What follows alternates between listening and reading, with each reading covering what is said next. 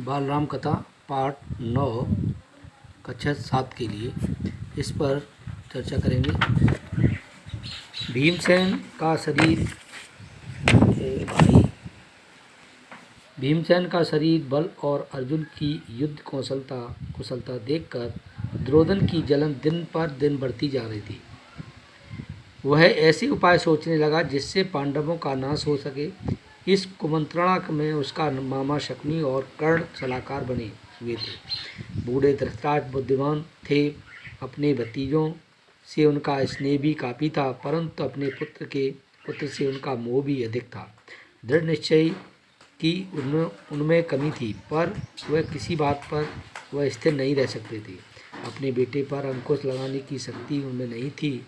इस कारण वह जानते थे कि द्रोणन मार्ग पर चल रहा है। उन्होंने उसका भी साथ दिया। इधर पांडवों की लोकप्रियता दिन प्रतिदिन बढ़ती जा रही थी। चारों ओर सभा समाजों में लोग कहते थे कि राजगद्दी पर बैठने के योग्य तो युधिष्ठिर ही है। वे कहते थे धृतराष्ट्र तो जन्म से अंधे थे, इस कारण उनके छोटे भाई पांडु को सिंहासन पर बैठे थे। उनकी अकाल मृत्यु हो जाने पर पांडवों के बालक होने के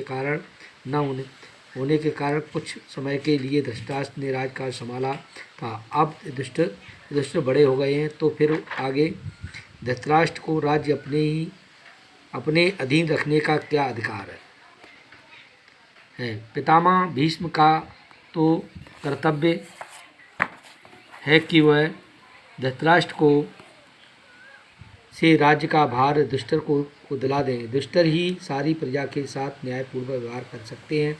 ज्यों पांडवों की यह लोकप्रियता दिखाई देती थी, ईर्ष्या से वह और भी अधिक कुढ़ने लगता था। एक दिन धृतराष्ट्र को अकेले में पाकर द्रोणन बोला, पिताजी, पूर्ववासी तरह तरह की बातें करते हैं। जन्म से दिखाई न देने के कारण आप बड़े होते हुए भी राज्य से वंचित रह गए। राजसत्ता आपके छोटे भाई के हाथ में चली गई। अब यदि युधिष्ठिर को राजा बना दिया तो फिर पीढ़ियों तक हम राज्य की आशा नहीं कर सकेंगे। पिताजी, इससे तो यह अपमान नष्ट आ जाएगा। यह सुनकर धृतराष्ट्र सोच में पड़ गए। बोले, बेटा, तुम्हारा कहना ठीक है, लेकिन युधिष्ठिर के विरुद्ध कुछ करना भी तो कठिन है। युधिष्ठिर धर्मानुसार चलता है, सबसे समान स्नेह करता है, अपने पिता के समान ही गुणवान है। इस कारण प्रजाजन भी उसे बहुत चाहते हैं।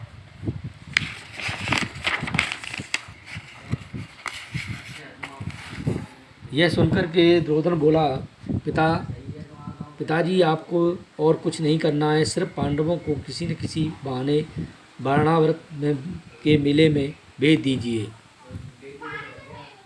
दिए। मैं आपको विश्वास दिलाता हूँ, इतनी सी बात से हमारा कुछ भी नहीं बिगाड़ नहीं होगा। इस बीच अपने पिता पर और अधिक दबाव डालने के इरादे से द्रोणन ने कुछ कूटनीतिज्ञों को अपने पक्ष में मिला लिया। वे बारी बारी से धृतराष्ट्र के पास जाकर पांडवों के विरुद्ध उन्हें उकसाने लगे। इसमें कर्णिक नाम का एक ब्राह्मण मुख्य था।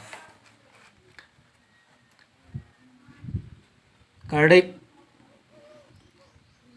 नाम का ब्राह्मण मुख्य था, जो शकुनी का मंत्री था। उसने धृतराष्ट्र को राजनीतिक चालों का भेद बताते हुए अनेक उदाहरणों एवं प्रमाणों से अपनी दलीलों से पुष्टि की।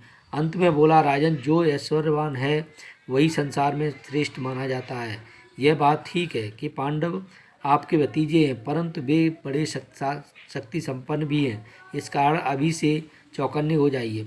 आप पांडुपुत्रों से अपनी रक्षा कर लीजिए, वरना पीछे पछताएंगे। कर्णिक की बातों पर धृतराष्ट्र विचार करते थे कि द्रोणन ने आकर कहा, पिताजी, आप अगर किसी तरह पांडवों को समझाकर बाणावत भेज दें तो नगर और राज्य पर हमारा शासन पक्का हो जाएगा। फिर पांडव कभी बड़ी खुशी से लौट सकते हैं और उनसे कोई खतरा नहीं रहेगा। द्रोणन और उनके साथी धृतराष्ट्र को रात दिन इसी तरह पांडवों के विरुद्ध कुछ न कुछ कहते सुनाते रहते थे और उन पर अपना दबाव डालते रहते थे। आखिर धृतराष्ट्र कमज़ोर पड़ गए और उनको लाचार होकर अपने बेटे की सलाह माननी पड़ी। द्रोणन के पृष्ठपोषकों को बाणावृत की सुंदरता खूबियों खूबियों के बारे में पांडवों को बहुत ललचाया।